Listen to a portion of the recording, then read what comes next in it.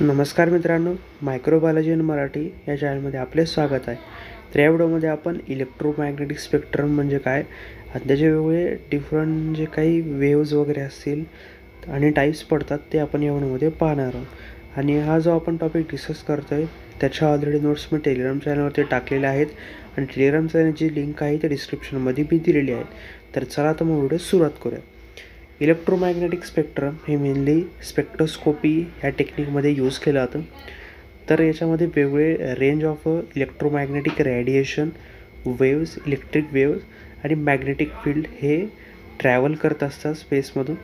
आणि याचे वेव्स जे काय असेल त्याचे वेवलेंथ असेल, फ्रिक्वेन्सी असेल ते डिफरंट असते, जे की ट्रॅव्हल करत असते स्पीडसोबत, स्पीड ऑफ अ लाईटसोबत, व्हॅक्यूममध्ये स्पीड ऑफ लाईटसोबत. हे सगळे जे काही वेवलेंथ असतील, फ्रिक्वेन्सी असेल ती ट्रॅव्हल करत असतील.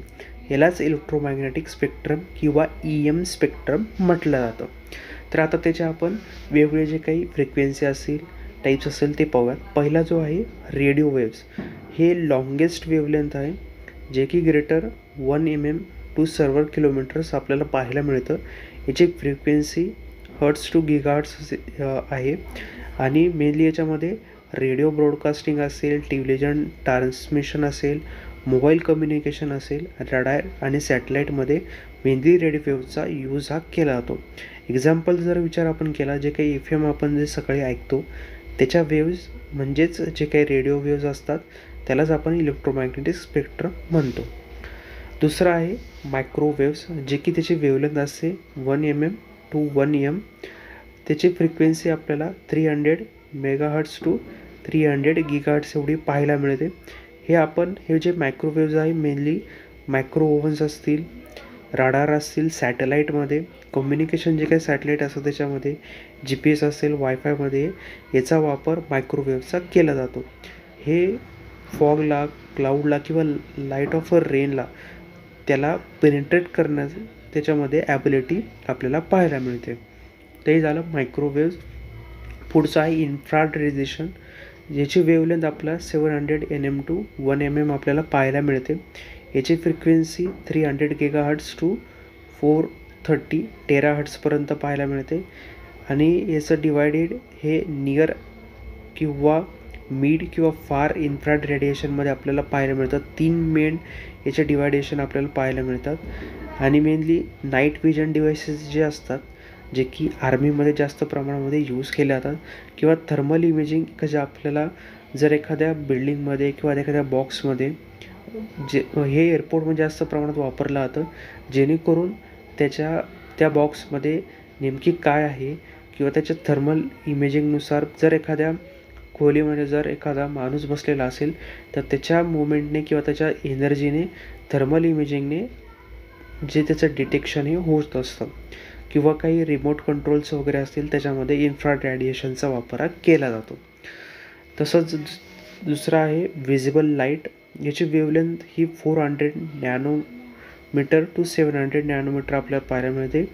फ्रिक्वेन्सी जर विचार केला 430 टेराहर्ट्स टू 750 टेराहर्ट्सपर्यंत पाहायला मिळते. याचं only part to visible to human, म्हणजे विजिबल लाईट म्हणजे जी काही ह्युमनचे जे विजिबल लाईट आहे म्हणजे फोटोसिंथेसिसमध्ये असेल, विजनमध्ये असेल किंवा ऑप्टिमल जे काही कम्युनिकेशन आहे त्याच्यामध्ये याचा इसेन्शियल वापर हा केला जातो.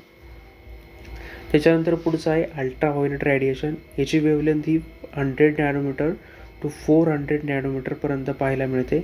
याचं डिवायडेशन जर आपण पाहिलं A, B आणि C मध्ये अल्ट्राव्हायोलेट रेडिएशनचं झालेलं पाहायला मिळतं.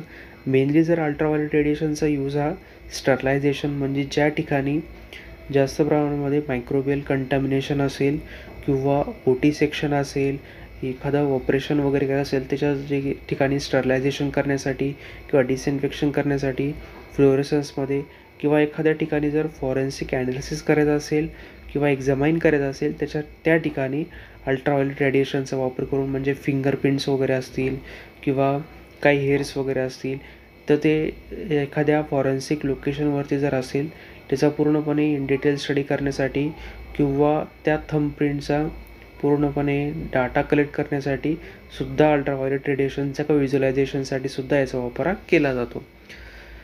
तर पुढचं आहे एक्सरे. एक्सरे आपल्याला माहिती आहे प्रत्येक जे काही मेडिकल इमेजिंगमध्ये, सिक्युरिटी स्कॅनिंगमध्ये किंवा हाय एनर्जीमध्ये याचा वापर केला जातो आणि याचा आपण सॉफ्ट एक्सरे किंवा हार्ड एक्सरेमध्ये 2 डिवायडेशन याचं झालेलं पाहायला मिळतो. तर एक्सरे आपल्याला माहिती आहे की जर फ्रॅक्चर वगैरे झाला असेल किंवा बोनचा वगैरे आपल्याला इन डिटेल जिथे फ्रॅक्चर झाले तर किती प्रमाणात फ्रॅक्चर झाले ते पूर्णपणे इमेजिंग करण्यासाठी जे काही मेडिकलमध्ये, हॉस्पिटलमध्ये किंवा डायग्नोस्टिक सेंटरमध्ये एक्सरेचा वापर करून जे काही रप्चर झालेलं असेल किंवा तुटलेलं जे काही बोन असेल त्याचा आपण डिटेल इमेजिंग जे काय असेल एक्सरेद्वारे करतो. ते झालं एक्सरे. पुढचं आहे गॅमा रेज. गॅमा रेज हे आपल्याला माहिती आहे न्यूक्लिअर रिॲक्शन किंवा कॉस्मिक इव्हेंटमध्ये जे की हे गॅमा रेज हे जास्त प्रमाणामध्ये कॅन्सर ट्रीटमेंटमध्ये किंवा स्टरलायझेशनमध्ये किंवा ॲस्ट्रोफिजिक्समध्ये याचा वापर हा केला जातो. म्हणजे जर कॅन्सरचं ट्रीटमेंट वगैरे करायचं असेल तर एखाद्या सेलवरती गॅमा रेजचा बंबार्डेशन करून किंवा त्याच्यावरती पॉईंट आऊट करून तिथल्या ज्या कॅन्सर सेल असेल त्याचं डिटॉक्सिफिकेशन किंवा ते पूर्णपणे त्याला किल करण्यासाठी याचा गॅमा रेजचा वापर हा केला जातो. तर मेनली की ट्रेंड जर आपण पाहिले इलेक्ट्रोमॅग्नेटिक स्पेक्ट्रमचे तर हे वेव्हलेंथ याचे डिक्रीज असते, एनर्जी आणि फ्रिक्वेन्सी याच्यामध्ये इन्क्रीज असते. पेनिट्रेशन पॉवर जर आपण पाहिली हायर फ्रिक्वेन्सी वेव्ज हे मटेरियलला इफेक्टिवली पेनिट्रेट करण्याचं काम करतात. हेल्थ इफेक्ट जर आपण पाहिले तर लोअर एनर्जी वेव्ज हे जास्त प्रमाणामध्ये इफेक्ट करत नाही, पण हाय एनर्जी वेव्ह जे काय असतील, गॅमा रेज असतील किंवा काही वेळेस आपण लोकांच्या सांगतो की एक्सरेच्या जास्त अंडर राहिलं तर आपले जे सेल्स वगैरे असतील ते कट होण्याचे चान्सेस जास्त असतात. त्यामुळेच काही जे हाय एनर्जी वेव्स असतात ते हार्मफुलसुद्धा आहेत. म्हणजे जर आपण पाहिलं जे काही कम्युनिकेशन सध्याला जे मोबाईलचं कम्युनिकेशन वगैरे आहे त्याच्यामुळे जे काही बर्ड्स वगैरे असेल त्यांनासुद्धा त्रास होतो. तर असे वेगवेगळे जे काही हाय एनर्जी वेव्स जर आपण वापरले तर ते ॲनिमलसाठी सुद्धा हार्मफुल आहेत आणि आपल्यासाठी सुद्धा हार्मफुल आहे.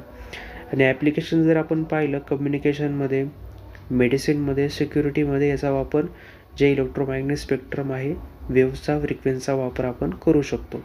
तर मेनली जर याच्यात आपण पाहिलं इलेक्ट्रोमॅग्नेटिक स्पेक्ट्रम हे वेव्स किंवा फ्रिक्वेन्सी आहे जेणेकरून वेगवेगळ्या फील्डमध्ये आपण याचा वापर करू शकतो. याच्यामध्ये जर आपल्याला परीक्षेमध्ये जर विचारलं तर जे रेडिओ वेव्ज असतील किंवा जे गॅमा रेज असतील त्याची रेंज विचारली जाते आणि त्याचा कुठेही उपयोग केला जातो ते कुठे स्पेशली वापरला जाता. तर या व्हिडिओमध्ये आपण इलेक्ट्रोमॅग्नेटिक स्पेक्ट्रम हा टॉपिक डिस्कस केला. जर तुम्हाला माझा व्हिडिओ इम्प्रोव्हिटिव्ह वाटला असेल नक्की व्हिडिओ लाईक करा आणि चॅनल सबस्क्राईब करायला विसरू नका. चला भेटूया पुढच्या व्हिडिओमध्ये.